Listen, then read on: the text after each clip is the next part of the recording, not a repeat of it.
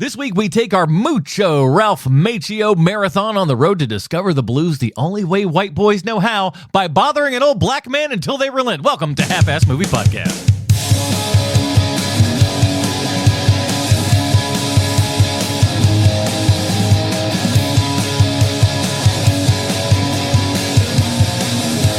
Ladies and gentlemen, welcome back to Half-Ass Movie Podcast, a show where we put together a half-ass theme as an excuse to watch movies. My name is Adam Portress, and joining me today, he's a son of a bitch, but he's okay. Sweet Sean Kovacs from the internet.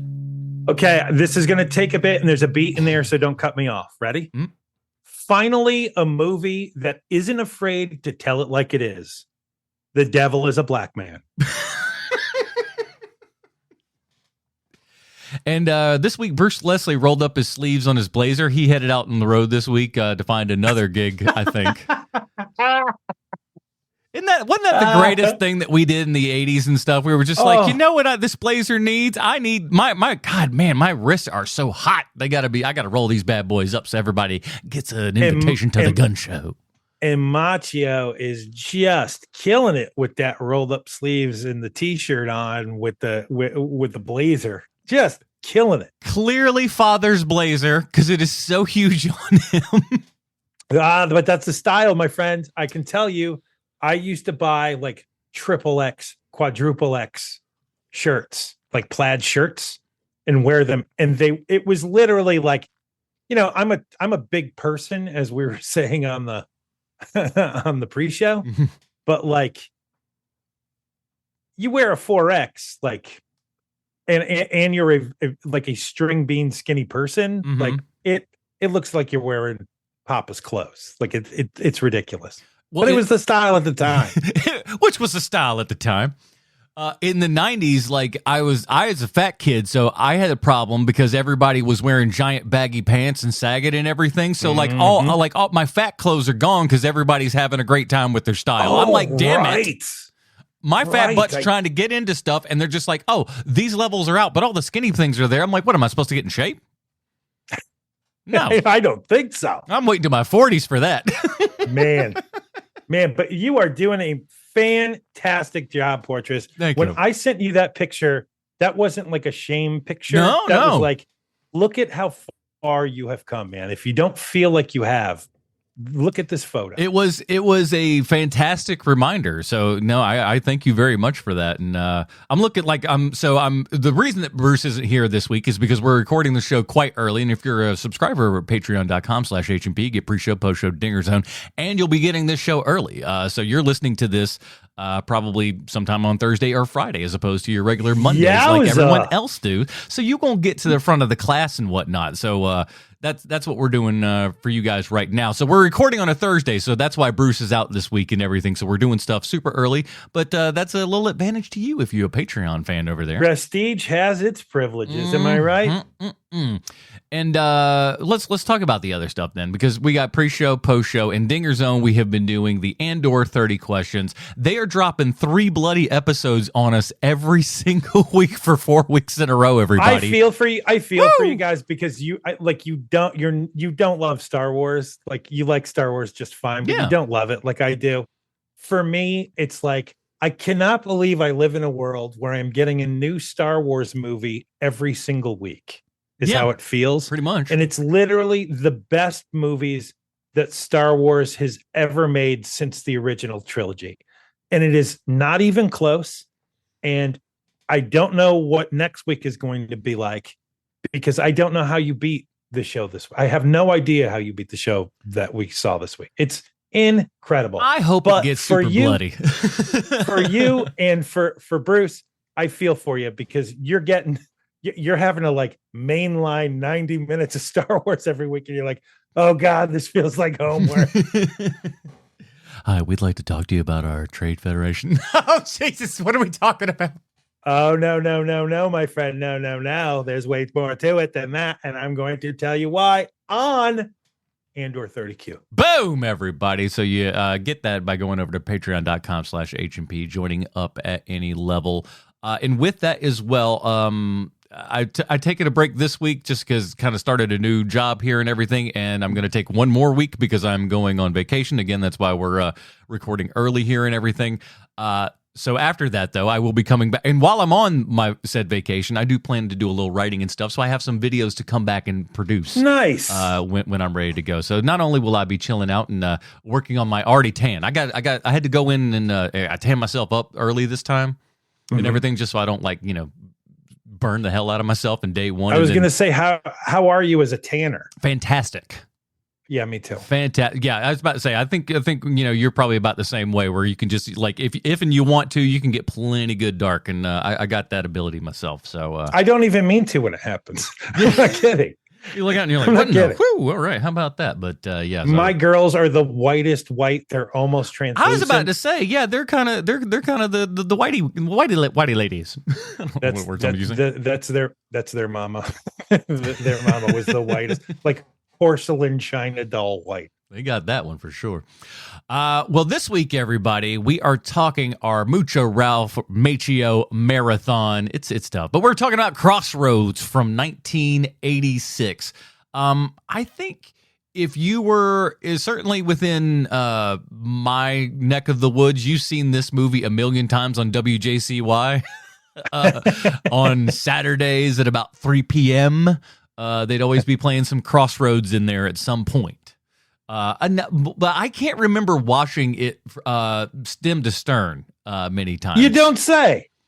No. It didn't hold your attention all the way through, you said. Well, there were commercials. And I had right. I had no such time for things. And the TBS Superstation, they're going to edit all the good stuff out of this one. So why, the hardcore nudity alone. Oh yeah, all that hardcore nudity. Oh, you did. Maybe I got a different cut. But we'll talk about all that. Blues Man, though, you're a big blues guy, I would imagine, because you hate all the current stuff. So you're going into something, right? But to be fair, the only reason why I don't like rock music, I don't like the same 30 songs of rock music that guys who are 20 years older than me listen to every single day. That is the stuff that makes me insane. I like the blues just fine, but you have to keep in mind I am a suburban college boy I'm like a college boy from a suburb in Connecticut. Like I can only like the blues so much. Then it kind of gets like it would be weird if I was super into the blues, but like I do have my favorite Robert Johnson song. I know the blues enough. I know the hits. And I do like those songs. I like them. Like if they're on in the background or whatever, and it's a white people bar, I'm like, I don't like this. But if it's the right circumstance, then yes, I do like it. Duncan this lost movie, all the colors. Well, there is nothing worse. Like the worst thing in the world to me, back when I used to go to bars. When the live band shows up, oh no, it's time to go. But even worse, live band shows up and it turns out that they're a white guy blues band. I'm out, way out. Or if they're a white guy funk band, also out. So when I give those people a trepidatious chance. Now, I'm not going to say that I'm always going to get on board, but I'll give it a shot, because every now and then, while I do agree that more often than not you would land correct, there's an odd chance out there every now and then that you could get a real wild ones. So I give them the benefit of a doubt, but I do be doubting if they're no good. If it's like I will tell you, there is one exception to this rule. Was when in the 90s, I was at the Double Door. What? God rest the Double Door. May it rest in peace. Great bar. This white guy blues band shows up. I'm about ready to leave. The dude gets up on stage, and he is a full-time trucker who also is a blues guy. And all his songs about the blues had to do with driving. And it was the greatest. He was amazing. I mean, amazing. And all his songs had to do with driving and being a trucker, and it was the best. And I had the night of my life. This was like to drive on Quaaludes. Here we go. 3, 2, 1. Kind of, sort of. Yeah. It was kind of, sort of like that. And like talking about how how much more truck stop speed do I have to take in order to get to my destination? Like just the best, the best. And so in that instance, that's the one exception that makes the rule. However, when I see Walter Hill's name come up at the beginning of this movie, I immediately give it a chance. Yeah. Because Walter Hill, he's got a crazy range. Cool. Quite a legendary guy, and you're right that there's a range on the man for sure. It's crazy. Like if people started naming off movies that he's like been a part of, whether it's producing or writing or directing, like it's insane. How is that the same guy? Well, I don't know. I think I think Walter Hill is a big drinker. I think that's one of the few things I remember about as him. Well. I believe so as well. Drinky poo. All right, let's get into it. Here's the IMDb plot line for Crossroads. As we know, IMDb always 100% correct in everything they say and or do. A wannabe blues guitar virtuoso finds an old blues player and hopes he can teach him a long-lost song by the legendary musician Robert Johnson. This is written by John Fusco. He would go on to write Young Guns. Yeah. Hey. Hidalgo. Man, that's a lot of people like that. I like Hidalgo. Yeah. People poop on that movie. That's a good movie. A lot of people enjoy that one. And, it's got its ups and downs, but The Forbidden Kingdom, you remember that kind of? That movie. We covered it. That's how well you remember it. I believe so.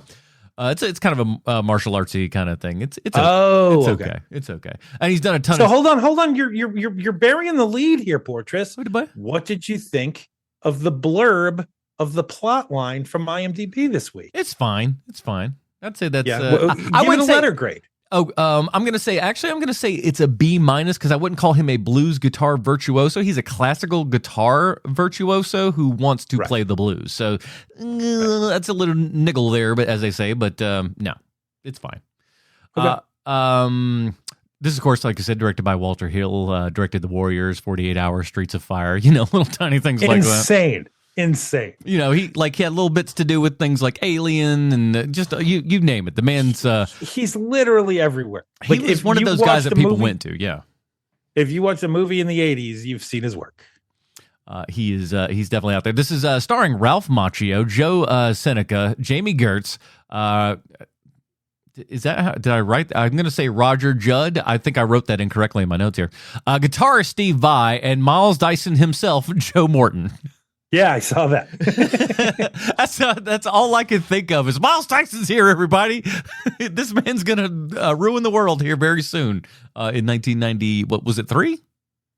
When was the first? They said like this is the date that Armageddon was supposed to be in the OG Terminator. I couldn't tell you. Gosh. I mean, you got me on the spot. You're jeopardying me here. I can't remember. Yeah, Ken Jennings is hating both of us right now. I think you guys are just dumb.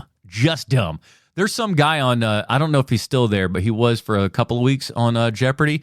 The Jeopardy, I think he just got out actually. The Jeopardy champion would have won a costume contest wearing nothing but what his street clothes are and look exactly like Sheldon Cooper. Wow. I mean, dead to rights. You'd be like, that's his stunt double. That's his stand-in, right? That's the guy that you got to stand, like maybe a little shorter, but that's his stand-in. It was unbelievable. Watch that if you're Jeopardy heads out there. They're screaming. They're like, he's so right. He looked just like the guy. But let's talk about this dumb movie.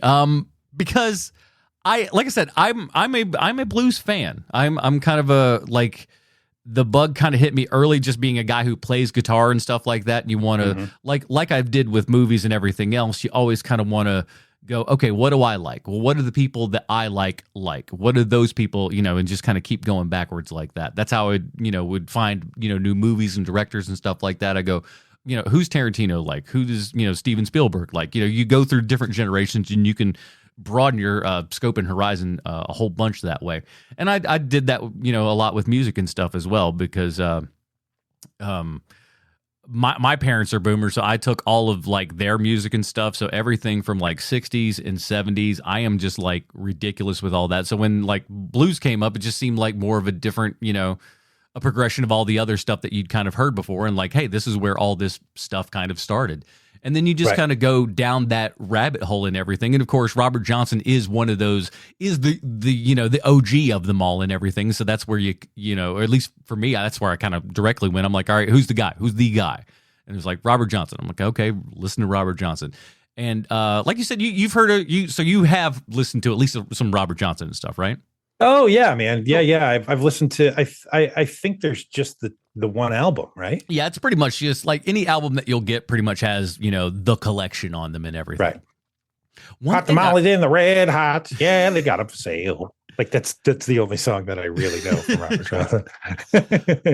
I love how like all of this is depicted because the way that he's set up in this room and everything is absolutely accurate to how they had him set up facing the wall and everything like that. Dude, it looks real weird, but I love it because it's so very specific and correct.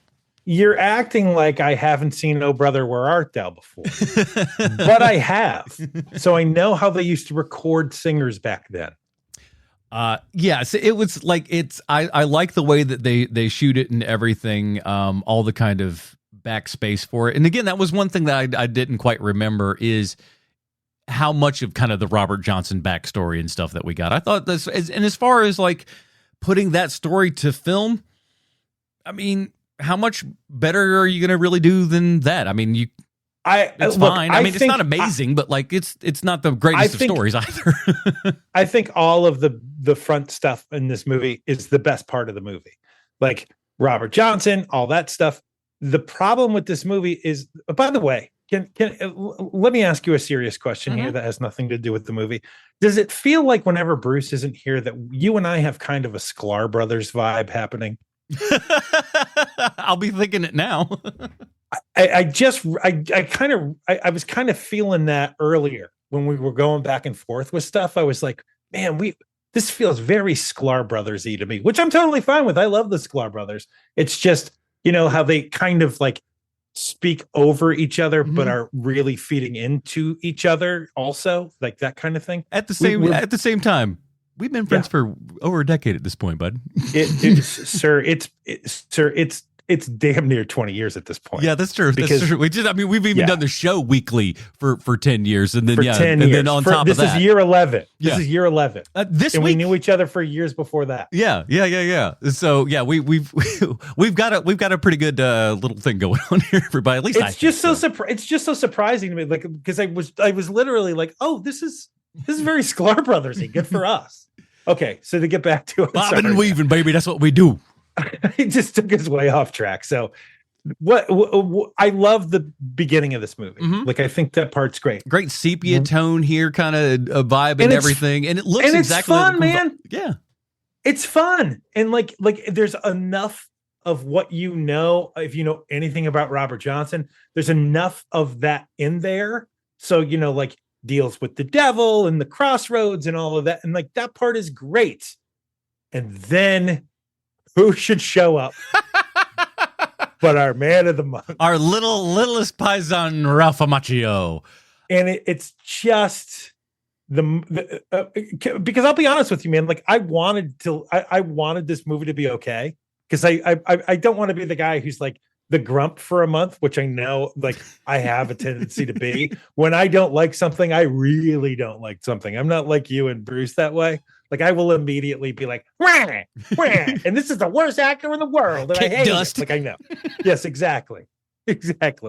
So like I wanted to like this movie, and this movie would not let me like it as much as I was like, but don't you think we could be friends? This movie was like, no, and then it pushed me right into my locker. You might say it pushed you just like Joe Seneca pushed old Ralph Macchio out of the way and says, I don't want nothing to do with you, kid. You see, you like this movie way more than you even suspect, I think. So, but like, there's a lot about this movie. Like I like the old harmonica musician. Like I think he's pretty good. He's clearly an actor too. Like he's not just a musician. Well, and here's the thing though, of all instruments, the easiest one of all of them to fake is the harmonica. Right, because it's easy to look like you're playing. Yeah, you put your hands right over, you cup it correctly, and as long as you're going along with the tune and everything, and keeping your mouth right about where it should be, and even then you can still loosey goosey on the kind of stuff. But right. But in that part, and for me, like I know that part's important to you. For me, that's kind of like I don't give a shit. Like I don't care if it looks like they're playing the instruments. really. Like, at least don't make me feel like, oh, our audience is stupid, so this is how he's going to play this instrument. Like, I know when somebody is at least attempting to play the thing that they're playing on screen. Right. Like, I know that much. That's all you need to do for me to be okay with it. He's not playing it with his nose. That's as good as it gets. And done. He's not putting it under his arm. That's not how harmonicas work, sir. But so like that, and that part's fine. But man, there are a million people you could put in this movie that are a better option than Ralph Macchio. Will you wait till the end of the show, sir? like why does it have to be a white kid? Actually, I know why, because it's 1986. That's why it has to be a white kid, and he has to be a famous white kid and a white kid who can somewhat play guitar. Yeah. But what I don't like, if this was made today and you don't make that kid who's going to Juilliard a nerdy black kid, yeah, like, you are going to be laughed out of the movie theater. Well, no, and I agree now, but because you got me thinking now. In 1986, and again, we'll have other parts for later in the show, but like, I'm trying to think of like a young black actor that we would put in this. Well, role. this is a problem, because in 1986, there's not a ton, like, everybody who's a black kid who would fit this is like a sitcom actor. Yeah. Or, like working next to Matlock. You know what I mean? Like, they're not like, you could probably put Denzel in this. Denzel would be awesome. Yeah. But I mean, even in 86 though, Denzel's like, 32. Yeah. But he's black. Like, he could play an 18-year-old and you wouldn't know. He could play a 15-year-old and you wouldn't know. No, this is about right. I mean, this is close enough he's to Glory Time. No, this is St. Elsewhere. This is when he's on St. Elsewhere, and he looks like a baby in St. Elsewhere. Oh. He's like 22. Well, so is Ralph Macchio in this. If we're all fair and everything, he's about that kind of age. He just looks like a baby. Yeah, he still looks like he's 12. Anytime that Ralph Macchio gets a beer, I'm just like, hey, who's not IDing this guy? And I like how the one time he's just like, I don't have an ID, and he just goes like, well, one can't kill you. I'm like, oh my Lord, what world do we live in where that happens anymore? there isn't one. Well, and it's a good thing. That's how we shouldn't just be giving beers out to people that we go, hell, he might be a minor, but what harm could it do? It probably harm. This Ralph Macchio looks like one of the good ones. Let's give him a beer. He is in the white bar in this particular portion, so that's fine. If he was that's where the movie falls apart. If it was a young black kid, no way they'd feed him a beer if he didn't have his ID on him. Definitely not. They'd be like, get out of here, young sir. I love the stupid conceit of it. All right, and how but go on.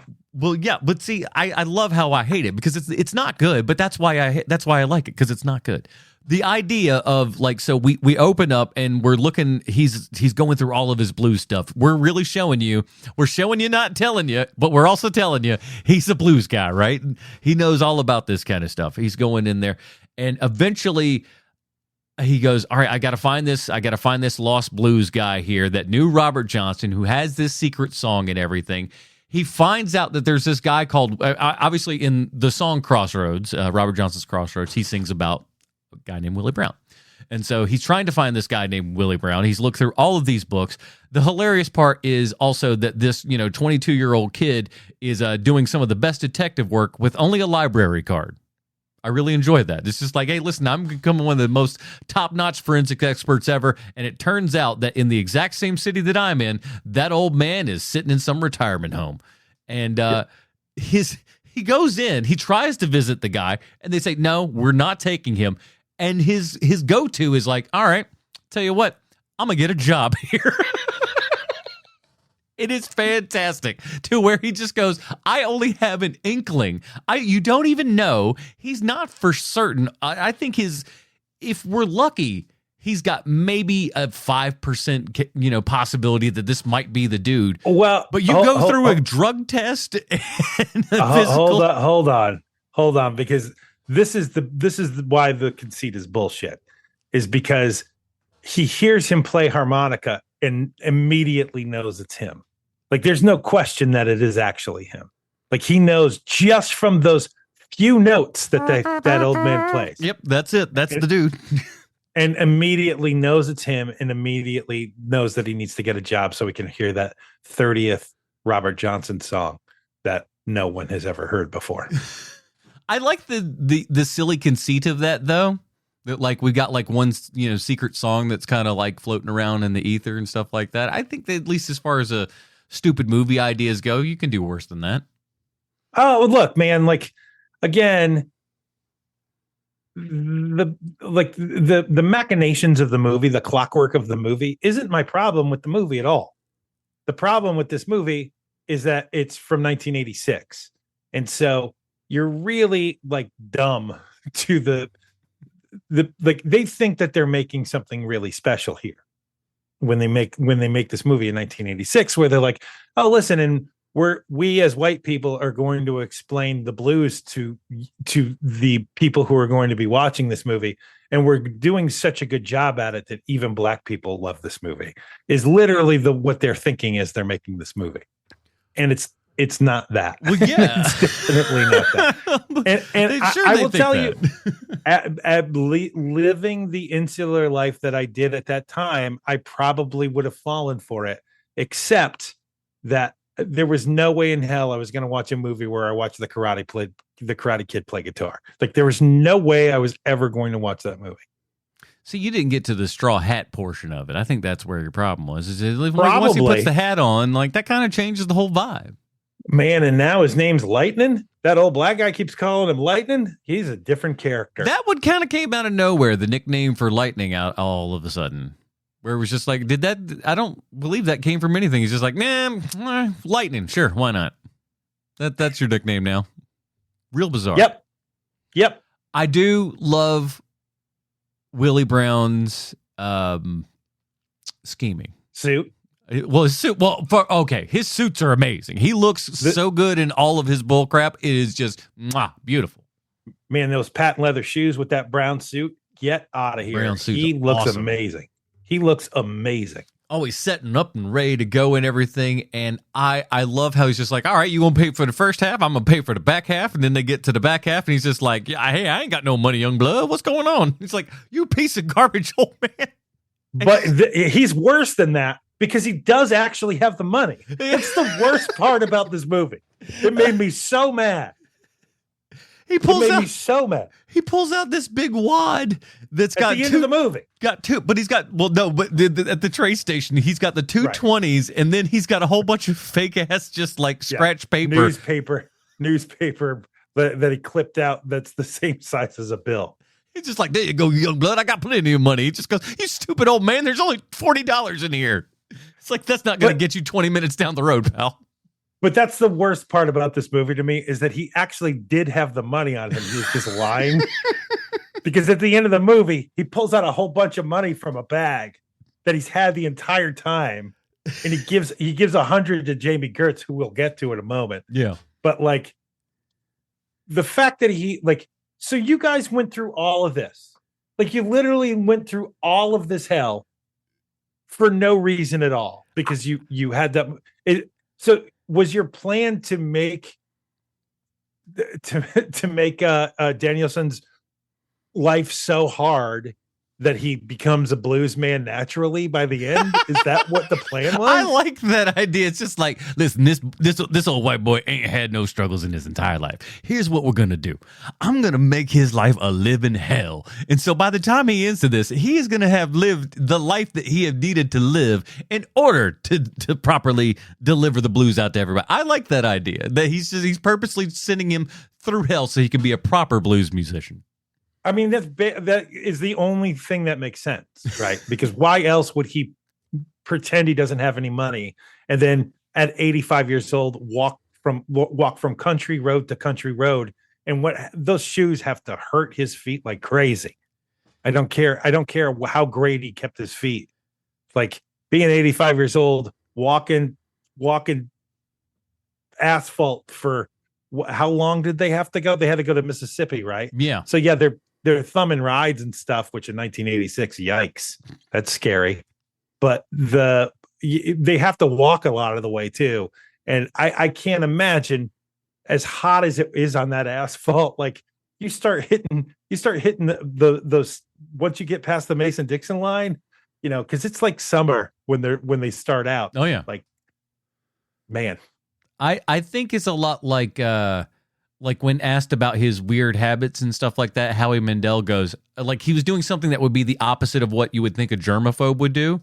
And Howie's response was, "Oh, you don't understand. I'm crazy." Yeah. I think that's Willie Brown a little bit. It's like, no. He knows he got the money. He knows he can solve all these problems, but he crazy. And he's just like, you know what? We're going to walk. We're going to hoof it just because I've it just feels like the right thing to do, I guess. He has like full-time veneers that he wears in his mouth all the time. Mm-hmm. That's crazy to me. Like you're supposed to pull out your veneers. He never does. They're in his mouth 24/7. Well, he just wants to smile at you. It's crazy to me. Like even in your sleep, you wear them. Yes. Yeah. I mean, well, insane, dude. Listen. No one ever said he wasn't conceited. Look, man. I know the last like 20 years of Howie Mandel is like a difficult thing to obstacle course to get through. Yeah. But when he first hit the comedy scene, man, he was a killer. Like I can remember being like 10 years old and thinking, this guy has got it all figured out, because his act was basically like, what if Steve Martin kept going? Yeah. And it was incredible. His act was so good. And now he's him, and who knows what happened to him along the way. But yeah, it's a weird case. It's man, an interesting life, that one. Jamie Gertz is in this bad boy. Who I would like first have like my first big exposure to her obviously was like as the mean broad in Twister, who when you watch Twister again you're just like, oh, she's actually a normal person. Yeah. She's like, I want to get the hell out of here. It's like, what are you doing? I need to leave. This is not good, and you're an idiot. She's a smart one in that movie. Yeah, she's the smart one in real life too. She now owns the Atlanta Hawks. Good Lord. Yeah, she married a billionaire. Oh, yeah. I think I remember hearing something like that. Her and her husband are listed as the primary owners of the Atlanta Hawks. My goodness. Must be nice, Jamie Gertz. Jamie, we she put in the time. She had to pretend that she was falling in love with Ralph Macchio. No one should have to do that. No one should be forced upon. Now, speaking of forced though, the super creepy hotel guy here and everything with her. Give this guy an Oscar. He creeped the shit out of me. I was just like, oh man, this almost feels too real, this character. It's so funny, man, because seeing him in this movie, literally all I thought was, man, they don't make him like that guy anymore. Like you don't see guys that look like that anymore in real life. Like he thinks that he's getting somewhere with this girl. It's like, yikes. Well, and there's moments and stuff too where you're just like, is she gonna do stuff? What's happening here? It's like, this girl, how desperate are you, lady? This is no good. Walk away. You could roll some very high class guys, but this is not the hotel to be doing it in. I don't think. I could be wrong. I think like I like Jamie Gertz as an actress. I always have, because there's something about her where you just like believe that she's the person she is from movie to movie. She's pretty, but she's natural. She's naturalistic pretty. She does it like it's not overly done. She looks like a pretty girl that you could see in real life, I think. She looks like the girl next door until you see her in real life, and you're like, oh, she's like one of the like most beautiful women in the world. Yeah, exactly. It's that kind of like thing that that kind of hits you a little bit late, Yeah. But she's great. I think she's great in this movie. She's not my favorite part of this movie, but I do like her in it. I think that she's believable as her character, which is tough because it's not like Macchio's given her a lot to work with. Hey, what are you talking about? I like the guitar. Here's a couple of chords. Man. So we try to give him a little bit of depth though, because we go to like the Juilliard. He's in Juilliard for guitar, everybody. That's how you know that he's like quite the musician, which I'll at least give credit as far as this goes, right? at least this is a good like premise idea of like this guy's a classical guitarist but wants to play blues or something like that. And this would be how all of that would be looked upon, within that thing. His guy at Juilliard with his stuffy bow tie and everything would be looking at him going like, "Oh, you want to go play in that Rube music over there and all that kind of stuff." But that's the 80s of it all with this movie, because I have friends who went to Juilliard. The professors at Juilliard aren't like that, where they're like, "Oh, you're playing that rock and or roll music? How dare you?" Like, they're not like that there. It's like, "Oh, you somehow got interested in the blues. That's really, really cool. Who are you into?" Like, that's what the professors at Juilliard would be like.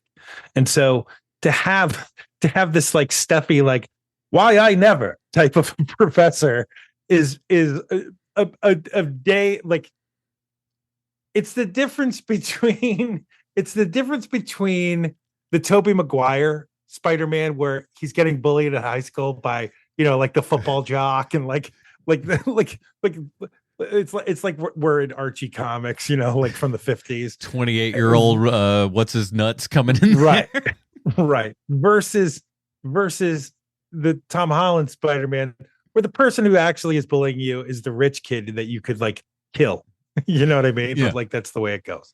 And so that's what it feels like to me watching this movie, of like, oh, this movie is still made like they used to make movies, like the old way they used to make movies, because the professor at this music observatory is, everybody who's watching this movie thinks like, "Oh, you're really stuffy if you went to Juilliard."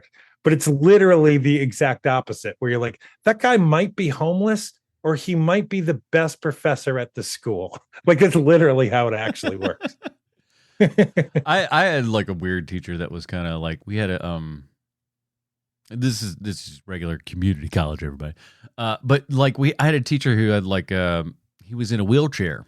He was in like a motorized wheelchair, and he had Parkinson's, and so he had a lot of stuff going against him, as far as being a teacher and everything, just to be able to get your stuff across. And he would curse at the class like well, not at the class, but just cursed a lot in general, out loud. Yeah. He would just be like, "And this motherfucker right here," but like, and he would just start going into stuff. And eventually, though, he did, like, because somebody was like, "Why are you cursing all the time?" He's like, "Hey, listen, I got all these things that are going on, as you can obviously tell. Sometimes it's tough for me to, get all this kind of thing and all my thoughts and everything together. And sometimes it's tough for you to pay attention to me because there's just so much other stuff going on. So I just kind of pepper in some language and stuff. And guess what? It gets your attention." And like you said, back ain't wrong. like, yeah, he was really actually quite right about that. Clearly, somebody read a Lenny Bruce book. Yeah, it was just like, oh, if I pepper in this dirty stuff, and influence people. We were like, oh, okay, yeah. I honestly, given his age and everything, I would almost guarantee that. Actually, now that I'm thinking about it, it's like that probably was something, And he was one of those like here passing around his dissertation that was like in a book form and everything like that and all that shit. He was like one of those guys, like real smart cat and everything, but had to curse it up real good just to kind of make sure everybody was on their toes and paying attention because. There are other distractions that you could be going like, what's this wheelchair all about? Sure. Whereas I saw a movie called Pump Up the Volume and was like, that guy who's super cool is reading that book from that guy who's a comedian whose name I've heard before, but I don't know anything about. Oh. A couple other this Robert Judd guy as Scratch. I love this guy. His face is just fantastic. He looks like he is out of time. His teeth, I don't know if that's like a prosthetic or those are his actual teeth. I couldn't tell you. Yeah, no, and I just like part of me doesn't want to know either. Like, because it's just like it suits him and this character and everything, and he's super creepy. And Joe Morton has like his assistant there and everything. He gets a little. I don't know why they had to split up into two characters. Maybe there's like reshoots or something, and they couldn't. They couldn't get Robert Judd back to do other things. Maybe. I don't know. I don't know why, but they definitely made a choice there of like, you know what? I guarantee you that's what it is, Adam. I think you're absolutely right. I think actually now that I'm looking at it, I think Robert Judd died during this thing because it looks like he died on January 20th, 1986. So he died during this bad boy, and they're like, we got more stuff to do, so we need to get. Now I'm the devil. That makes more sense. But I guess they were just like, we've already got this other stuff in the bag. No reason to go back and shoot the whole thing. We'll just we'll make an assistant. There you go. That's the ticket. And I gotta say, man, seeing Dyson in this movie, it was like, oh man, like so that guy, like he's made his own pact with the devil because he looks exactly the same. Smash cut to 40 years later. Yeah. Like when you see him in a movie now, you're like, oh, that's the same. That literally looks like it's the same Miles guy. Dyson with tiny little bits more wrinkles and a little bit of gray hair. That's a little. It is so. It is like, oh, this guy. You'd look at you'd probably a quick glance mid-50s. Yeah.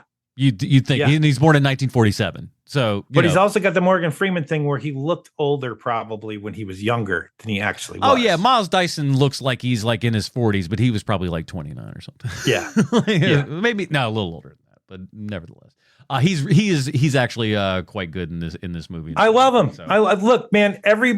For the most part, everybody in this movie is fine, with the exception of one person.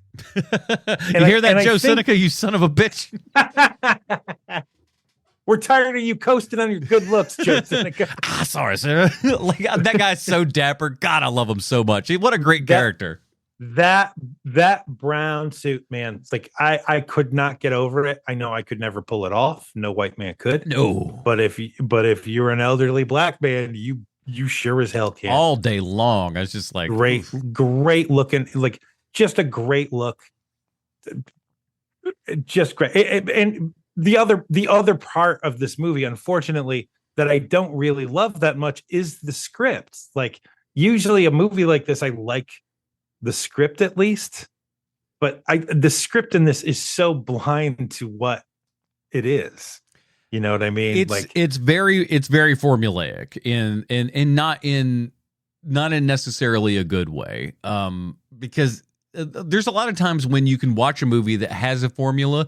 And even despite, like martial arts movies, for example, martial arts movies are very formulaic in a lot of ways. It's like we're setting up, here's the thing, here's how you do it, and that's don't say. You finish those out.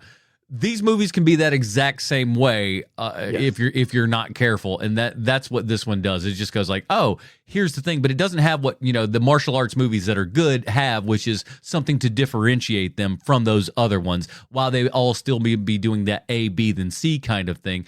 If what they're doing in A, B, and C is wildly different than everybody else, it becomes good. This just has that same A, B, and C that you would see in any type of movie. You could make this about country music if you wanted to. Same diff. It's also white people dumb. Zach Galifianakis has the best joke about this in the outtakes to his Between Two Ferns movie where he's talking to John Legend. Do you know the moment I'm talking about? No, I don't think so. He's talking to John Legend and he goes, and Zach Galifianakis goes, I would like to congratulate you on the movie.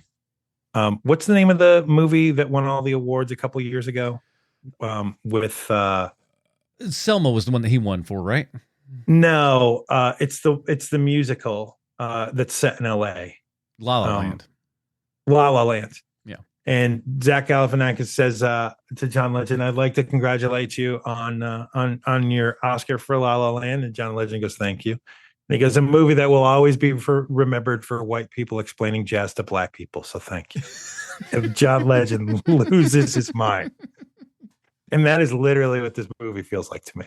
It's like white people trying to tell black people why the blues is great. It's like, what are you doing? What are you doing? Why is this so blind? Why don't you know what you're doing right now? Yeah. Like, I know that you're looking at this from a perspective of, we're actually trying to enlighten people on the blues and on, maybe we're not all that different, you and me. Well, I think it's for the dumb white people that are watching this movie that just go, I don't know nothing about that. I know that they think that that's what they're making, but they're not. they're actually making a movie where they're like, listen, we're trying to explain why the blues is great to white people, but also black people are really going to like this movie too.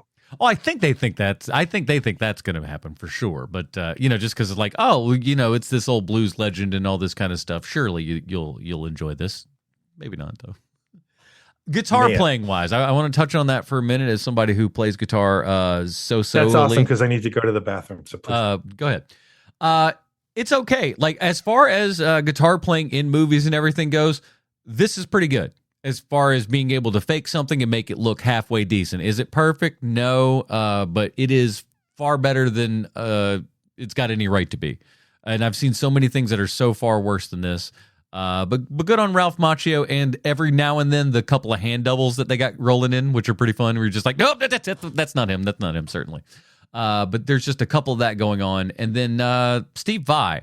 For whatever reason, Steve Vai was kind of that guy in the mid late 80s and stuff there, where he was like, oh, here's this crazy new guitarist and everything. And I'm going to sound like a dummy here. Uh-huh. I don't know who Steve Vai is. And I know the name, yeah, but I don't know how I would know him. I don't either, other than the fact that he was just guitar player, and like his big kind of claim to fame was, or at least, and I don't know if he was technically the guy that did this, but he was certainly the one that made it kind of famous or infamous, if you will, is the 7-string guitar, having just, that one extra. I don't remember if it's a high E or low E. Maybe it was a high. None of that matters to me. Is he in a band? Does he have a hit song? You got me. Okay. See, that's and the weird part is I'm in that same thing where like I've never given a shit to he's definitely not somebody. There's weird guitar guys like him and like Yngwie Malmsteen and like any other. No, these, I know like, him weird, too. Like the shredders and stuff like that, I could give a shit.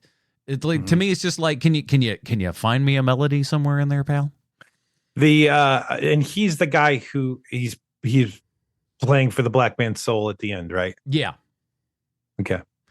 Yeah. So it's silly, but I love I want to hear those guitars. You'll see guys do this online every now and then, is take like either like rock stuff, especially like heavy metal or whatever, and then take out all the distortion. Mm-hmm. So all you're hearing is just like the actual just raw ass strings and stuff like that. And you really just hear how kind of silly and flat a lot of metal music is if you're not, putting it through 8 billion chains of effects and whatnot. I feel like this is a movie where I'd love to see all those effects off and just hear the clink, clang, bing, bing, bing. Where it's just like, oh, if you don't have like wild and crazy feedback going through this flanger or anything, that shit doesn't happen, huh? So let me ask you something. Mm-hmm. So if you just, let's say, like you just like did a Wikipedia search on Robert Johnson, mm-hmm. right? Like you just read like you read a couple of things on Robert Johnson. And then after that, you listen to the song "The Devil Went Down to Georgia." Right. Is it the same as watching this movie? I mean, it's about the same experience. Yeah. Well, you're not. So that's not bad. That's not bad. Yeah. I like that. I think that's you can. You can get this movie done in 4 minutes. You kind of can. You kind of can. Unless you're really, really interested in like some like Jamie Gertz side boob. Yeah. Like that's about all you're missing. Yeah, even Macchio don't take his shirt off in this movie. Not Would that you? That's no. Well, I mean, listen, if you got to get the ladies in there somehow because they're not coming for the blues. Y'all know how them ladies sign up for those blues films. Man, it's right up there with like Monty Python. How much it's just like the blues. Excuse me, I got to hear talking about your fantasy football team. Like trying to think of like the most like things that just make women run away. Guys, are they ever going to come out with a Big Bill Bronzy movie? That's what I really want to see. I think he's due for a biopic. It's just like, man, you know what? This is a great topic of discussion. Like, if you are listening to this, try to like write to us and let us know what you think is like the ultimate of like things that guys do just because they like it, and it has nothing to do with women at all. Like, I think fantasy football's in there. The blues is definitely in there. Monty Python is definitely in there. But I'm trying to think of something else that would hit that list of like a top 10 list. So if you have ideas, let me know. Like write to us. I would love to know. Jazz is pretty dude heavy. It is, however, though, but jazz is sexy too. That's true. Like, yeah, you can sex up jazz. That's true. You totally can. But you got to be at the right. Like you're rolling the dice on the Jazz, though. I think you got to be careful. Not if it's West Coast Jazz. Nah, like if like you're I said, listening, you got to be careful though. if you can walk into something. If you're oh, I see. If you're listening to like Dave Brubeck at like a coffee shop or something, like that's like the ultimate right there. Like I don't care who you are, lady, man. But it's like, whatever. if ever I'm listening to like the jazz station on Sirius, it's like, for whatever reason, whenever they get to a singer, I'm just like, I gotta go. Oh yeah, but I mean, I'm like, unless it's somebody amazing. Yeah, like you got to be real. You got to be like real good. Yeah. But there's sometimes we're like, Bob. I'm like, nope, peace, y'all. I'm going to another channel. What's the punk channel at? Yeah, I think. I mean, speaking of which, I got a recommendation for you for punk music. Okay. You've probably heard of these guys already. I just found out about them.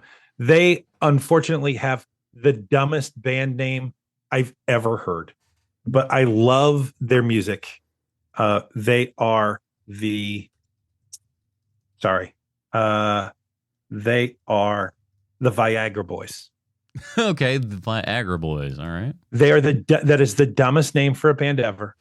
But they've got a song called, like, this is the first thing you should listen to, Punk Rock Loser.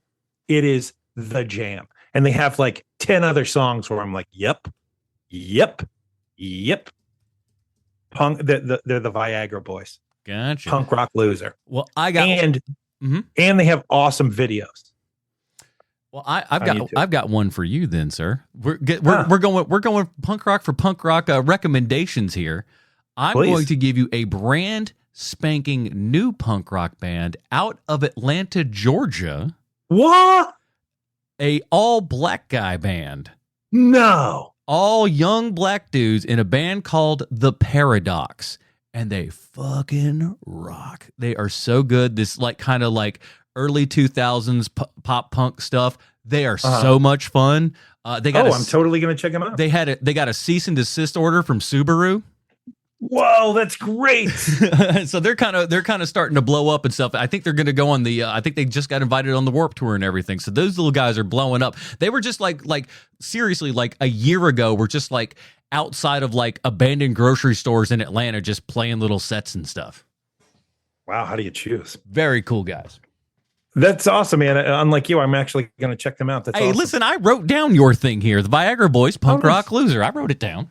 Nice. If you get a chance, we'll watch the video too. But we'll do. You don't have to. Now, it's really good. If we had to go back and recast this movie, because I feel like for some reason you want to recast this film, who would you have making this movie? Literally any young black person is recast as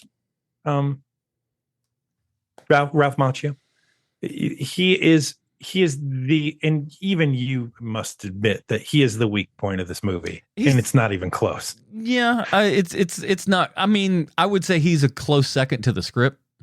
The script is number 2. Yeah, but man, he is the wrong person, man. Like he is just terrible in this movie, and he brings the movie down instantly just by being in it. It's not his fault, but he's not the right person for this movie. Well, while my choice, not a black guy, but not a white guy either, but a guy I do knows how to play guitar, and I think could probably do something like this, is Oscar Isaac. Guy plays guitar quite well, and good actor. So I could see it. I mean, maybe. But like it really, I mean, it's the blues, man. Like it should be. No, you're probably not wrong. I mean, it's fine though. All right, movies come in 2 forms: art or fart. This is going to surprise everybody. Sean, art with a capital A. Oh my! Well, put that in the thing. I'm going to edit the point shown right here. Well, no. Let me. I mean, this is just pure shit. Like this movie is straight garbage. I love the beginning. I love the opening to this movie for sure. I love that a white guy saves a black man's soul by playing the blues. That's amazing. I love that the black guy is a devil. That's great. This movie is just. I do like how he just goes like, "Hey, I did this deal with the devil and everything, but I don't want to do it no more." Right. You know how I kept that money from you that I've had this entire time? I'm trying to do the same thing with the devil. Yeah, when you really think about it, Willie Brown's kind of a dick. He is a dick in this movie, but he's our dick. He's lovable, so you can't quite hate him too much because he does have that like, oh, come on, everybody, I'm just having a good time. It's like, I hate your guts, Willie. You're such a jerk. This is this is a slight fart for me. I'm not going to say it's absolutely bad, but it's one that's if you're riding in the car, you're going to be, come on, buddy. What? Jeez. You'll roll down the window to air it out a little bit, but you're not punching him in the face or nothing like that. I don't know why I had to, qualify it as well as I did, but there we go. That is it, everybody. If you thought that we were done with Ralph Macchio, you came to the wrong podcast because we got so much Macchio, it's going to be unbelievable. I don't know how this next one's going to go. This is the biggest gamble of all of them. So at least with this one, though, with the next one, with next week, you've got at least one good actor. You've got at least one good actor with John Lithgow, right? That's something. We're talking about Distant Thunder from 1988. Do I really know what this movie's about? No, I do not. I know it stars Ralph Macchio and who did I just say? My brain is John Lithgow. John Lithgow. I was there 2 seconds ago. You'd think I would have remembered. And John Lithgow. Outside of that, I'm not really quite sure, but we're going to be checking all that out next week, and we're hoping that we can just talk Sean down from the ledge and just. I'm fine. I'm fine. Although I will say we should make Bruce watch this movie twice. That's true.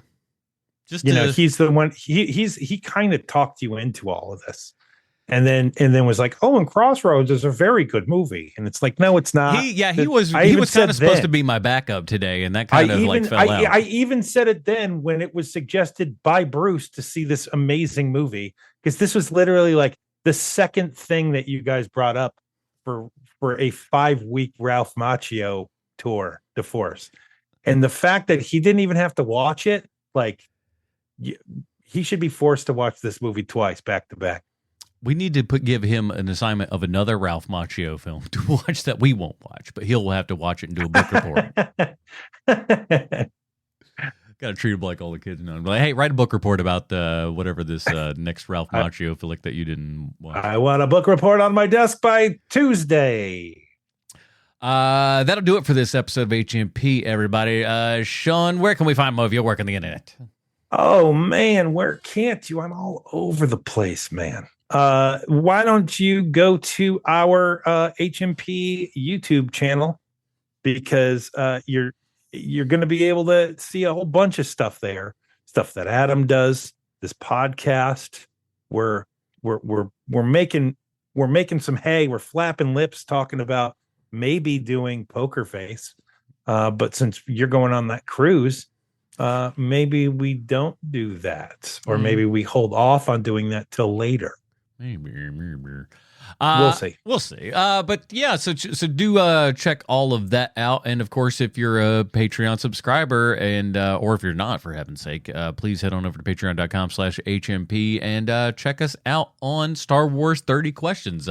If you want to hear the opposite, yeah. If you want to hear the opposite of how I was on this episode of this show, listen to our 30 Questions Andor, where I am glowing. I'm positively glowing. And if you think that I'm positively glowing, you can blow it out your ass, because I'm going in the opposite, maybe not completely in the opposite direction, but I'm at least giving a little bit of. You're not a huge fan of the show for two reasons. One is because everyone's just heaping praise, and you immediately are like, well, then I don't like it. And then the other thing is, I like the first season a whole bunch, so. And then you have to mainline the show, which is just no fun and feels like homework. I get it. No, it's true. But we'll get to all of that kind of good stuff over there on the Dinger Zone. That'll do it for this episode of HMP. Join us next week for more Mucho Ralph Macchio Marathon with Distant Thunder from 1998 for Sweet Sean's and Kovacs from the internet. The Estimate Bruce Leslie. I'm Adam Porter. Be a dirty baby. Leave a comment for your mom.